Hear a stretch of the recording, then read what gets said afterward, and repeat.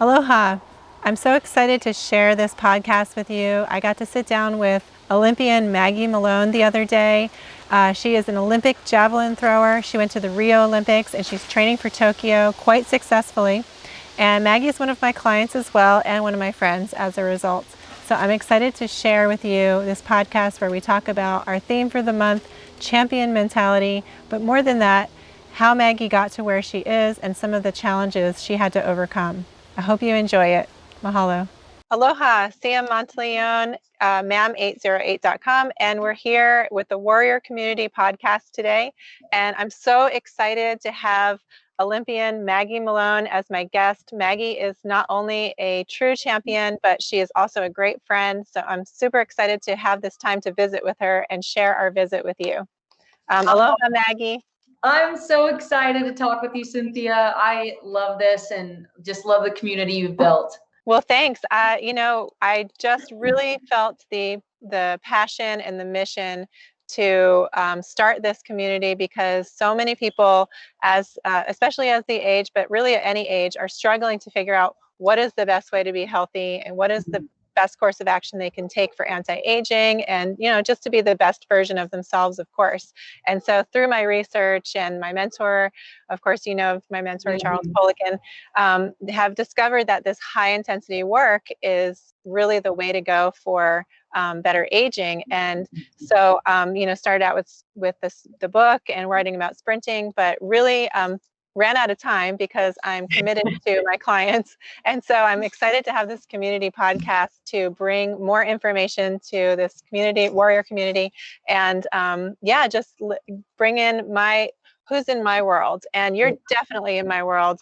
We talk a lot because you're one of my favorite clients. No. Of course, don't tell everybody else. Because I appreciate you so much, Maggie, because you listen to what I say. You ask great questions, which our theme for this interview is champion mentality. And I guess, that's the number one thing is, champions do ask questions. We'll get into that, but I really just appreciate you and appreciate everything you do. And you do sprint in high intensity because you throw the javelin. So why don't you tell everybody just kind of a little bit about maybe like where you went to college and how you achieved that record. And then if you want to, we can get into it, but a little bit of the challenges you faced after your first Olympics and how you kind of worked on coming back from that. And we'll throw in the champion mentality in that. So why don't you just give us a little bit of background? No, that's okay. Absolutely.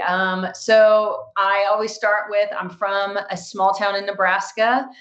So I went to a small school. I did track, volleyball, softball, literally every sport that you can think of.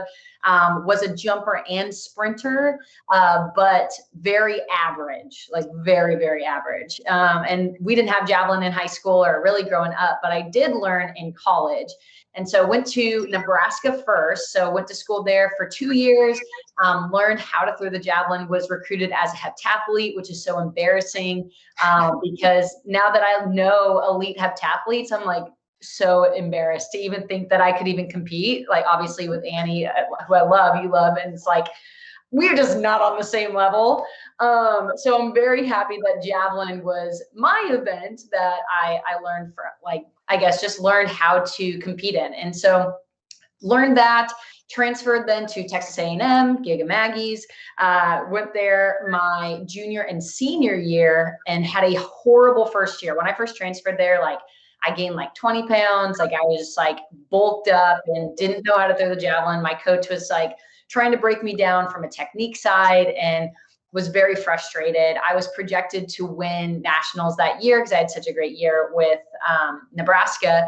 And so I just really did not perform well and was frustrated by it. And so then after that year, I decided, I was like, I am never going to feel like this again. Like I hate losing, which is that champion mentality. And so I was like, I'm going to do everything I can from my limited knowledge at the time to make sure that I have a great season next season, my senior year. And so then between my junior and senior year, that summer, I like committed myself to losing weight. So I lost the 20, 25 pounds. I got strong. I was in the weight room. I was sprinting a lot. I was doing a lot of sand stuff. I was monitoring my nutrition as best as I could, which is hilarious looking back now after working with you. I'm like, you had no idea what you were doing. And so had an awesome season. I came out that year. My junior year, I got like ninth at nationals. And then my senior year, I ended up winning every meet that I competed in. I threw 62 meters, which is the collegiate record now. I don't know if it'll still be there, but it's there now.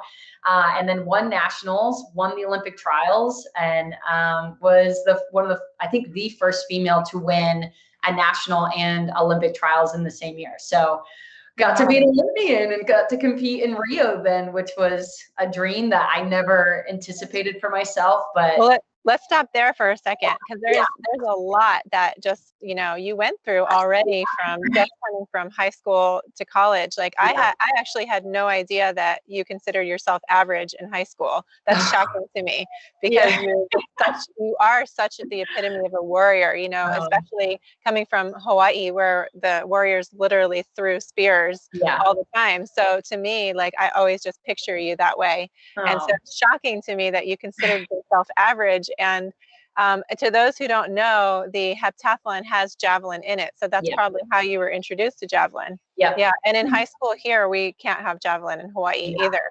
So that's wild, because like you said, your roots, like your warriors, the people on the island would throw. That's crazy that they wouldn't have that.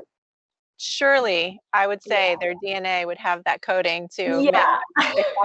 And indeed, they are great throwers in general. Like Polynesians, I would say, as a whole, are terrific performers in throwing. So, but yeah, that's really surprising. And when you gained your weight, when you gained your weight in college, would you attribute that to like stress, or like just not like eating foods that were junk food or something like that, like being in social settings, or like, what do you think?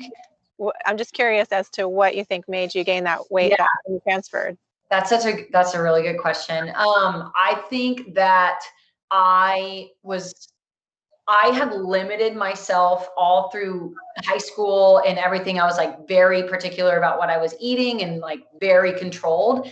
And then when I became a thrower, I was told that you need to be strong and big. And so I was just not monitoring anything. Like I would go to our like nutrition center and like get a waffle with peanut butter and just like scarf it down. And I would just eat whatever because I was like, I'm a thrower, I'm fine. Like, so it's really misinformation. Yeah. And I love to, sorry to interrupt. I love to talk about how throwers don't need to be big, and they can perform better with lean muscle mass. So I love that it sounds like you were just kind of steered in the wrong direction because of tradition of throwers being larger, and and gave you like free reign to do whatever and eat whatever, and then it didn't work out. So that's an important lesson carrying forward. And I would say stress too, like I'm embarrassed about it, but I would go home and I would just like eat peanut butter straight from the container. And I was just like, would eat with banana chips and all this crap. Like, didn't care. I was just stressed and I was like, I need food, which is right. And also thought it was fine, right? And I was like, it's fine.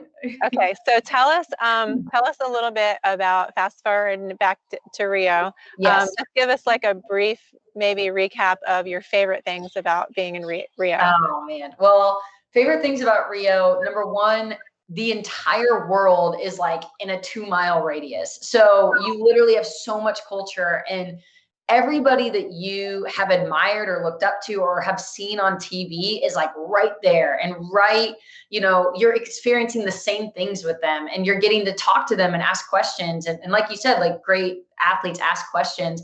One of my favorite parts about Rio was the way that they set up the village. Each country had their own building. And so on the floors, they would have like hangout rooms.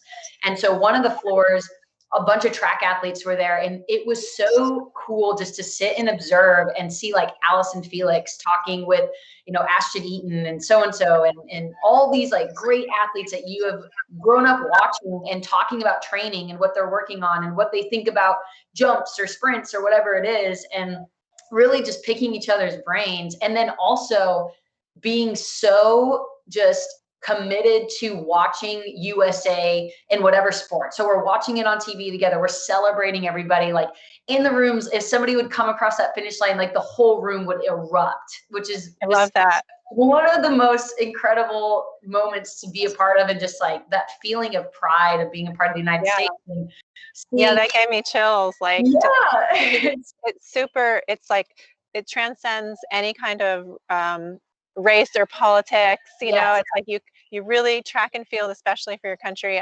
I definitely have the same experience running for Team USA. Like, you just come together and nothing else matters but your teamwork as an American and as Team USA. And it's a beautiful thing because it really brings people together. It does. And that's why I think I'm happy that they postponed the Olympics. And even though it's different now, because at the time we thought, oh, we could have the spectators and you can have, you know, it would be different at this point. And I wish that they had that, because the Olympics is made to be a uniting event. Like, this is a unifying event for the entire world to be a part of. And so the fact that we're not going to have that experience is a little sad, but I understand. The pride will still be there. The joy will still be there. But yeah, that's definitely one of my favorite moments. I also got to see Michael Phelps's last race, which was incredible. And then I got to see the gymnasts and just all of it. Like, but for me, it is more, and you know me, it's like connection. Like when you get to connect with an athlete and ask questions and hear their story, like that is the most just transformative experience that you can have. That's wonderful. Yeah. And I love that, because you're basically surrounded by, you know, the elite athletes of the whole world. Yes. And it dawns on you perhaps that you are also in this category. Like, they're looking at you the same way, right? Like, did you like think about that and how proud you must have been of yourself to be there? Yeah, I was. And I'm also like, how did I get here? I'm like, I'm from a small town in Nebraska. Like, how did I even end up here? This is crazy. But I love that, because I always say too, like, hey, I was not an Olympian when I was a Division I athlete. Okay. So I was never at that level. And so I like that this appeals to everyone who thinks that, you know, they're just average too, because you know, you say, I'm just this, you know, from a small town in Nebraska. Like I feel like anyone can do anything. And the only limits are your mental limits, really. I mean, yes, we all have different physical levels of talents, but my passion is to teach others that you can be the superhero warrior version of you. So just because, you know, you might be, whatever is average for you, you can go beyond that. And so I think you're the living proof of that. So yeah, I love that. That's just such a great experience. And so before we get into, like, I have some questions for you about what you do for your mentality and things like that. After the Olympics, you had a little bit of a setback health-wise, and that's when we connected. And you were feeling frustrated because you were having some like symptoms with like you know, different things like skin issues and things like that. And the doctors couldn't tell you what was wrong with you, or they just wanted to give you prescription drugs. And I'm not a doctor. I don't try to be a doctor, but I do read patterns, and I know sometimes what's the best way of eating and what are some supplements that you can take for these different things. So that's how we connected. So do you want to just give us a brief recap of that? Whatever you're comfortable with sharing.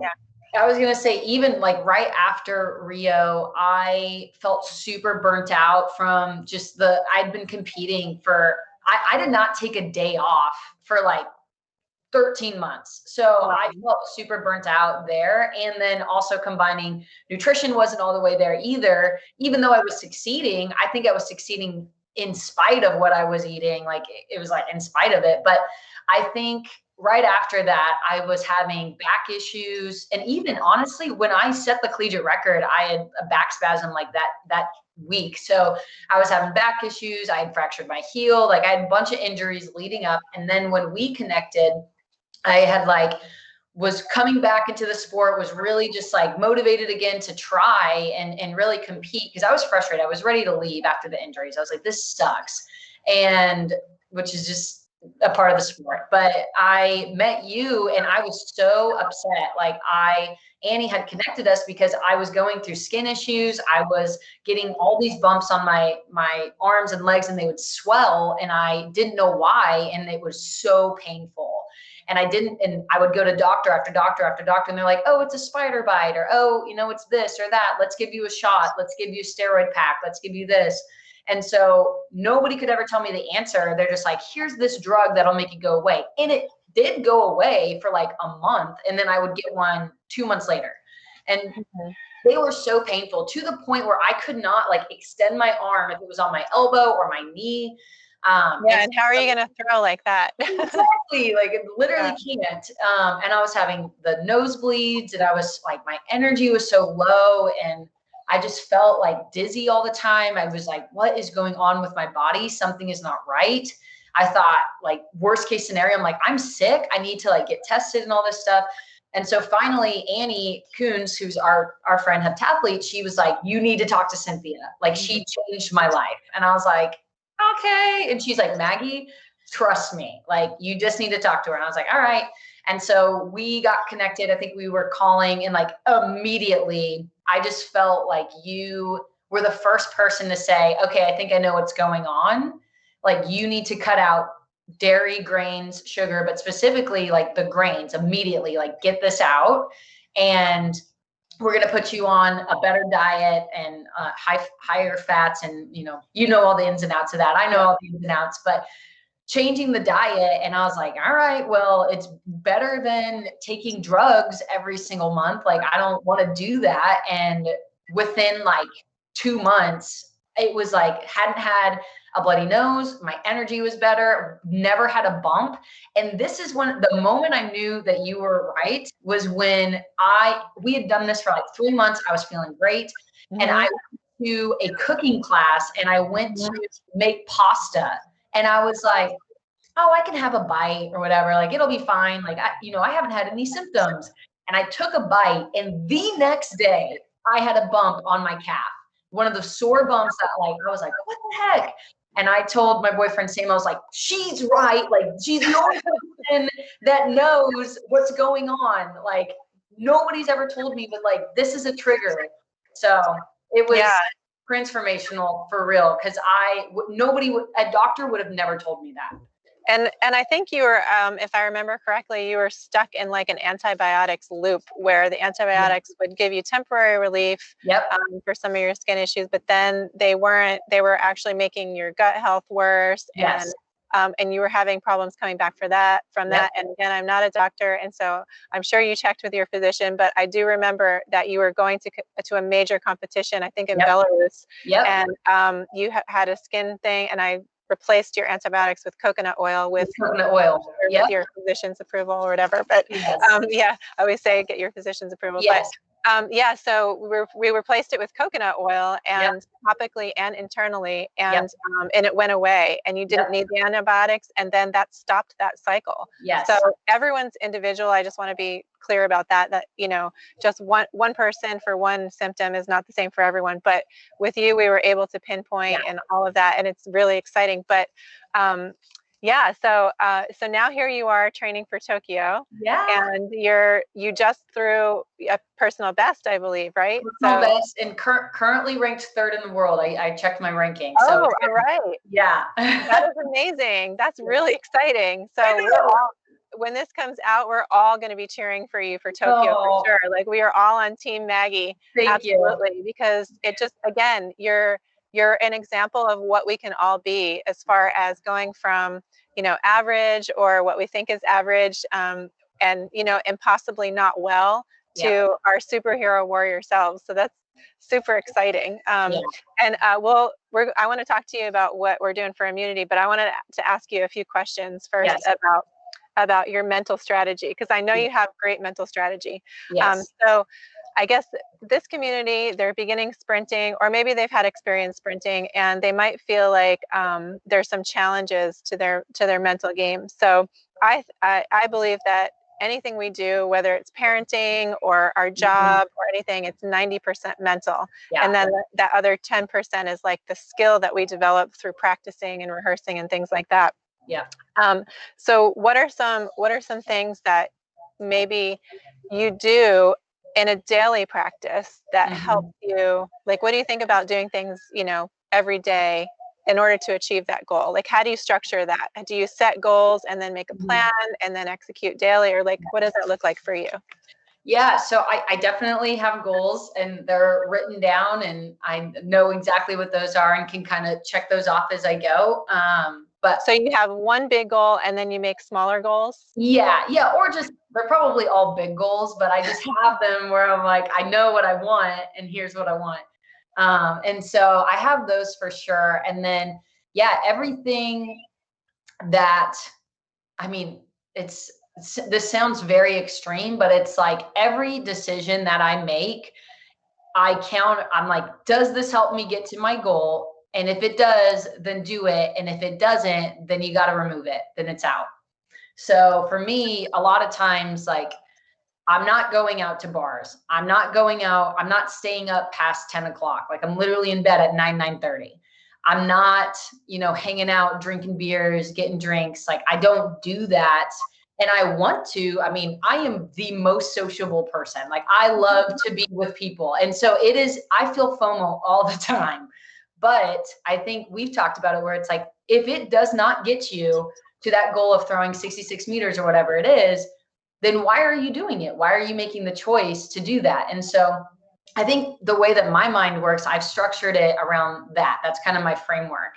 But from like a motivation side, because our sport is hard. Like, motivation is so hard.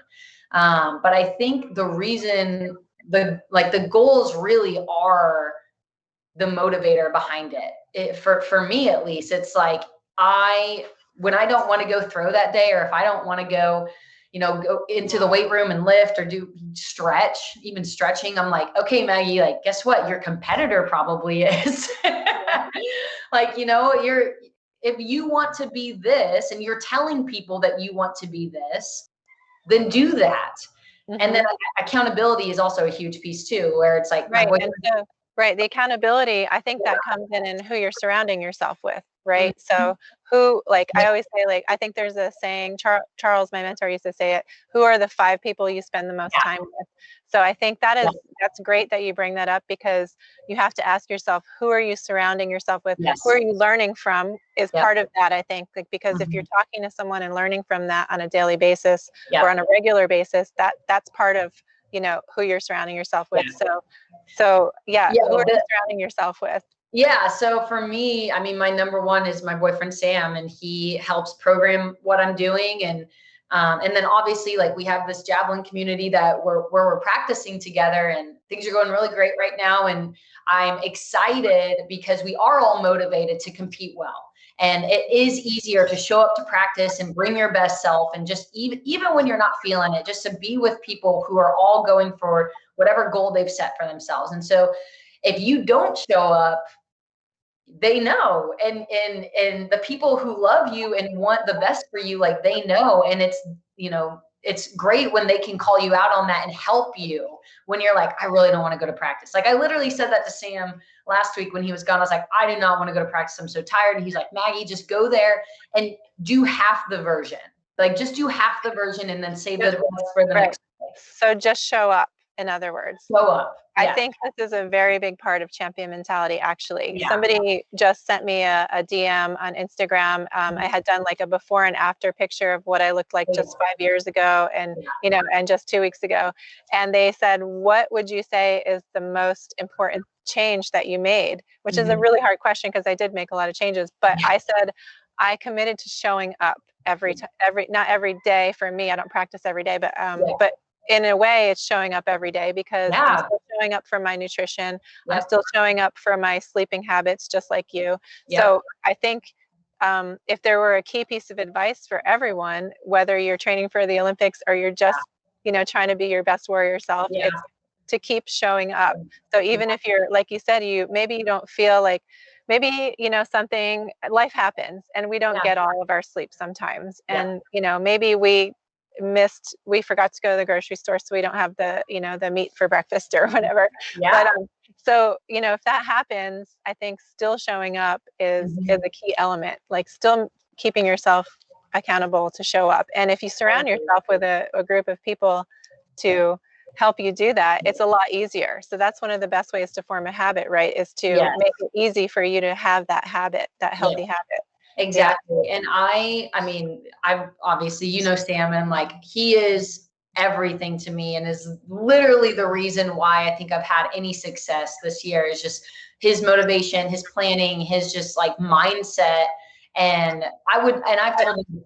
But he has a selfless mindset. Let's just be clear about Yes, that. His I mindset know. is selfless. Yes. He actually really has a very intense champion mentality, because he's Yeah. constantly learning, constantly researching. Yes. How can I be better, and how can Maggie be better? Yes. So I think why he's your everything is because he allows you to be your everything. You know, like, he allows you to be exactly who you are, and he pushes you higher and higher, in my opinion, from a, you know, outside point of view. Yeah, no. And I think it's important to find that you know, that person in your life. Of course, I think my husband's the same way. He's helping me get everything set up for today and all that stuff. He's wonderful. But that's the one thing I always say too, is he allows me to be myself.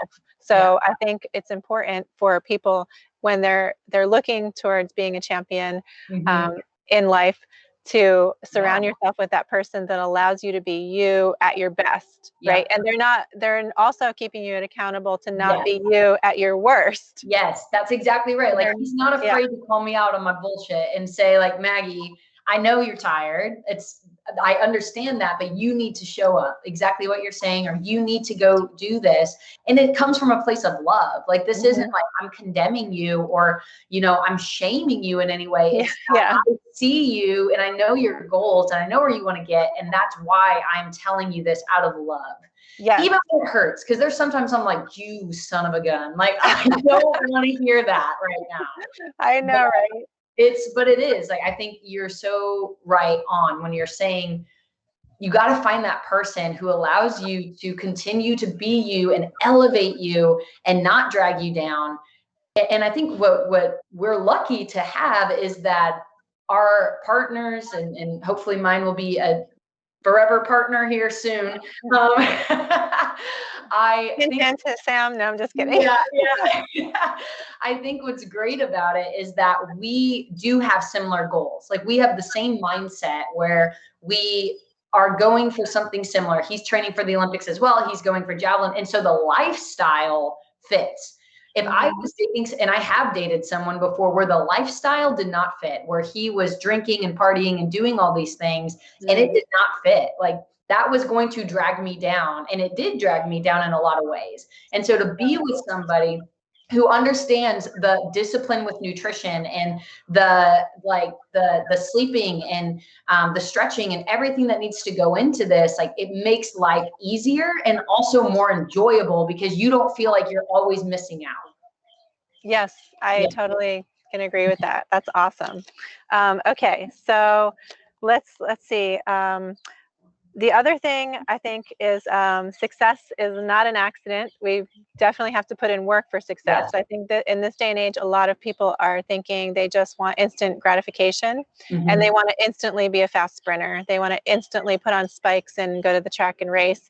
But, you know, even for me, I remind the ladies that train with me all the time that just started, hey, it took me 5 years to get to this, you know? So it does take practice day in and day out. And so some of the pieces what are some of the pieces of the puzzle? Because you kind of have to have all the different pieces of the puzzle. So, like, what are some of the pieces of the puzzle that you have to do in order to keep your champion mentality, as far as training and nutrition or whatever? Man, that's a really good question. I guess the pieces of the puzzle for me, like, it's a game plan where I'm like, here's like what I'm gonna have. Like, I map out a lot of things where I'm like, this is even the little stuff. This is breakfast, this is lunch, this is dinner. I'm planning all of this. I'm meal prepping. I know what I'm having. So I think for a piece of the puzzle for me is you're being proactive, you're planning, so that when you get to a weak moment in your day, you're not grabbing a candy bar, you're not grabbing something quick. You're like, you have your nuts, or you have like your beef jerky or whatever it is. It's like, you have that right there, and you're not grabbing something out of the blue because it's convenient. And so for me, what I have limited time. I work a full-time job. I am training. Yeah. And so I have to have structure and I have to have things in place so that I'm successful in both areas. And so for me, the piece of the puzzle or the puzzle itself is just planning. So I think that's at least my biggest advice is just making sure that you take care of it on the back end so that you're successful in the front end.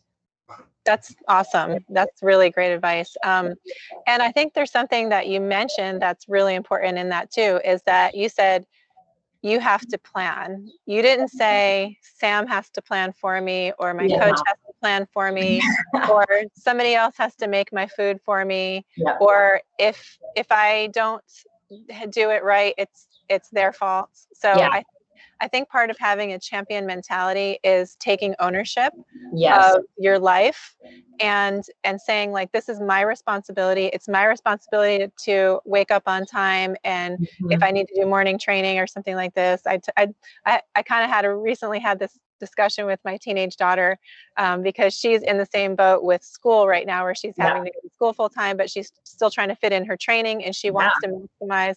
So really it comes down to what can you do for yourself and not blame somebody else. One of my favorite quotes that I have on my website right now is, excuses are lies we tell ourselves so that it's not our fault. Oh, wow. That's pretty harsh. So good. I mean, but it's harsh because that means I think about it. And sometimes I catch myself doing that, especially with racing. I'll say, well, the wind was strong. That's my favorite one. Oh, I love that one. I don't like the wind on the back stretch. Oh my gosh. But what a whiner I am for saying that. But yeah, I find myself saying it was too hot. It was too cold. It was raining. It was that. For an excuse for maybe why I didn't run the time I wanted to run. But when it comes down to it, if I know, because I've had this experience, if I show up for myself every day and take ownership of what I'm eating, how much I'm sleeping, did I remember to take my supplements, which supplements might I need more, because supplement requirements always change, more or less of that sort of thing. Did I do everything? I guess the champion mentality is like, did I do everything to make sure I am my best version of myself? And for performance, it's so I can have my maximum performance. And I don't say like, oh, it's so-and-so's fault because this and that. So I think maybe a good way for people to embrace this champion mentality is by eliminating blaming anyone else for anything. And just really taking ownership, and you in a way that's not like self-deprecating. Like, you're not saying like, oh, I suck because I did this. Champions don't do that. No. I'm going to let you all in on a secret. You're going to agree with me on this. Champions really don't think bad of themselves. Even if they have a bad performance, they don't say, I suck. They say, I didn't have a good performance that day. And why that's important is because you should never focus on like the winning outcome. You should focus on the winning performance, right? So you execute your performance, you practice every day your performance, and you execute each part of that performance. And javelin is extremely technical. So oh my gosh, that would take us all day to probably dissect throw, where it looks like you're just running up and throwing, but it's like, oh my gosh, the training you have to do for that. But so I guess like, it's really important, I think, for people to empower themselves and know that you are in control. And that actually makes you feel better because you know that you can control these things to get to your goal. So, I agree. And I would say too, with that, when you do have a poor performance, because it's not always going to be great. Like, that's the one thing that I have had to accept in the career too, where it's like, there are some days where you just, it doesn't click, and that's okay. And I think that's the one thing that I've worked the most on in the last year, which is when I've had bad practices or when I've had a bad competition or whatever it is, to give yourself grace and say, okay, I messed up, or I didn't compete great. What went wrong? How can we improve? And get back to the drawing boards and get better. Because what I was doing maybe in the years that I wasn't competing well, it was oh my gosh, you suck. Like, everybody else is going to beat you. Like, what are you doing? Like, so harsh to yourself. And I've been working with a mental coach a lot, and he's been so great in helping me just say, it's okay. Like, you can give yourself grace. Like, if you mess up, it's okay. Like your identity, who you are as a person is not attached to that number that you see on the scoreboard. Exactly. And I think that's a big piece that people, like if it doesn't come instantaneously, or if you don't get the result you want, even if you did everything in your capacity to set you up there, I think you can still walk away and say, I did the best that I could. And I know I did the best that I could. I showed up. I did everything that I could do today. And it just wasn't there. And I'm going to do what I can next time. And I'm going to show up, and hopefully it's a different result. And that's where I think people need to get to, because like you're saying, if you continue just to berate yourself, what good is that going to do? You're never going to want to show up. You're never going to want to go to practice or do anything, because you're continuously telling yourself you're a failure. You're failing in some area. Right. And the best part, I love what you said, because I remember my mentor Charles talking about coaching Helen Morales, she the first female wrestler to win a gold at Rio. Yeah. And he said that as soon as she would come off the mat, she would say, okay, what did you see? What can I fix? What can I do differently? Yep. And I think that I can relate to that, because I'm always doing that. I'm always dissecting my performance. Yeah. And it's not only in sport, it's in life too. So you can always say, like, how can I be better at parenting, or how can I be better at my job? If you love your job. If you don't love your job, you should probably leave your job. That's another story. And follow your passion. I'm a big part of that. But you can empower yourself to do that. Like you can set that as a goal and make a plan to execute the performance for that goal. Like it really, I think, applies to everything, really. And so I think champions are always saying, okay, what can I do better? And who can I learn from to make it better? So it's awesome that you mentioned you had a mental coach, because you're constantly asking the questions on how I can get better, and you're seeking out the best person to do that. So like the best in the world. You're like, I really feel like you're seeking the best in the world. And I think that's a good piece of advice for anyone. Whatever they're learning to do, or whatever they want to be a champion at, is to seek that advice. Yes. Ask the questions and ask how I can do better next time. No, I agree. And I love that you say that, because I think I have the best team around me, and I call you guys the Avengers, and it's perfect because you're like my Wonder Woman in this, even though I think Wonder Woman's DC Comics, my daughter would specify. So. I was just going to say, I know that she's not in it, but I feel like I have this group of superheroes that is just like around me and helping me in the specific areas. So strength and conditioning with Malcolm, and you in nutrition, and Taylor in my mental, like all of these people who I have sought out in some area. And with your connections or other people's connections, it's like this team allows me to perform at the highest that I can reach. Like at least it's going to help me get there. And I know I wouldn't get there especially without you, and definitely without the other people too. Oh, thank you. Yeah. For those who don't know, Sam was asking me a bunch of questions about strength training. He was really into Charles's work. And so I hooked Sam up with my strength coach, Malcolm Gwilliam, who I think is just absolutely amazing. And so you guys have been training with Malcolm and have seen a difference. So that's really cool. Shout out to Malcolm. What we both did is we sought out the best. I knew that he was one of Charles's top students and one of his favorites. And so I asked him if he would train me like 3 years ago. And I knew from the increases in my strength that, and learning from him, that just, he's amazing. So I passed him along to you guys, and you guys are also thriving under him and learning so much. He's the most incredible coach. Like I've never, and you said this from the get, you said he's so collaborative, Maggie, and open-minded and willing to just figure out, okay, what works for you? How can we get there? And he's so knowledgeable and has no ego attached, which is rare.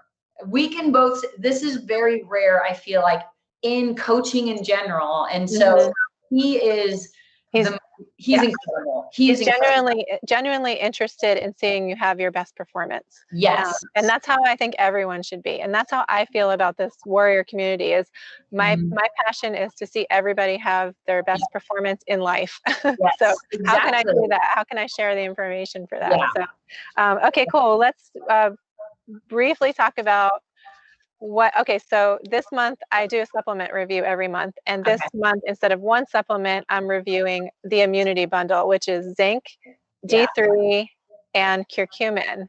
Okay. And you take all three of those. I do. And you had an interesting experience with COVID this year, or should I say non-COVID this year. Yeah. And we do think that a lot of this is due to these supplements. Yeah. So, and the glutamate, of course, too, my favorite Oh, one. yeah. Glutamate really builds immunity with the mucosal lining of your gut from the glutamine and glycine. Mhm. And then the curcumin is an isotope for zinc. So it basically opens your cells and allows the zinc to go in more. So so you had a couple brushes with COVID this year and Yes. no COVID, tested negative. So no COVID. Yeah, I live with 6 other people. Every single person in my house, except for Sam and I, we were the only people who never got COVID this whole year and had the PCR. At one point, we were like, we had to have had it, and we went and got tested again, and no antibodies, nothing. They're like, you've never had COVID, and you still don't have COVID. And so, at multiple times throughout the year, and at work as well, every single person in my office has had COVID, maybe except for just like a couple people. And I have not had it there, and I did not have it in the house, and I'm living with these people, sharing everything, Mhm. and have been And safe. Sam And also takes these supplements. yeah, Sam Y'all also. are also sponsored by ATP Labs, so you get your Yes. ATP Lab supplements every month. So Yep. yeah. ATP So is incredible. I will literally use this until the day I die, which I feel like with using ATP, I'm going to live to be like 150. and still throwing that javelin. And still throwing a javelin, yes. But Yeah. it has been amazing. Zinc. Yeah. I mean, I take these religiously, like twice a day. Zinc, curcumin, glutamine, all of it. I take, yeah. And then the D3. I've been taking that since you've said that, and I feel amazing. And also, well, yeah, I'm so glad that we talked about what kind of supplements and diet and things are helping people possibly prevent COVID, because I think what our health officials really need to look at, instead of just what prescription drugs or what vaccinations we can do, is overall, what can we do to make everyone metabolically healthier? Because we're always going to have a virus. We're always going to have some sort of disease. It's just nature. It's happened over the centuries. It's going to happen again. We won't get into the whole where the virus came from and all that stuff, because that's a whole other story. But whether it's man-made or nature, it's going to be something that we all have to face. And so because of that, I think it's better to study how do we make ourselves more metabolically healthy, instead of, eating these processed foods and these foods that aren't good for us. Like, how can we make ourselves warriors in our health so that we can, be in a room where other people maybe have caught the virus. Well, hopefully they're healthy too and they don't catch it, but you know what I mean? And we don't catch it, So I think it's just amazing. We need the health officials need to study people like you who have been exposed and they haven't caught it. So that's just my opinion about that. Okay, so I do have one last question for you. And it is, what is your favorite thing that you have learned in the past 2 years? Yes. I know you've probably learned so much stuff. I know. You're such a champion, and you're surrounded by all these people who are teaching you things all the time. So, it could be anything as small or big. Can I break it into 3? Can I break it into 3? I can't narrow it down. Yeah, absolutely. Okay. Listen. The number one I'll say is the nutrition piece. Are you just saying that because you're on my podcast? No, I'm not. I'm saying that because it's so true. I would have never had steak for breakfast. I would have never eaten the way that I have. I wouldn't have changed anything. And I would have continued to have an illness in my body or some sort of sickness. And I would never have figured it out. So that's probably the best thing. And then from a performance standpoint, I mean, it just changed everything with the supplements and the nutrition. I mean, that combination I feel like is so deadly in a good way. And so that's my first one. The second thing I have realized or learned is the power of sleep. I don't know if you know who Matt Frazier is, but he's a CrossFitter, is incredible, like 5-time world champion.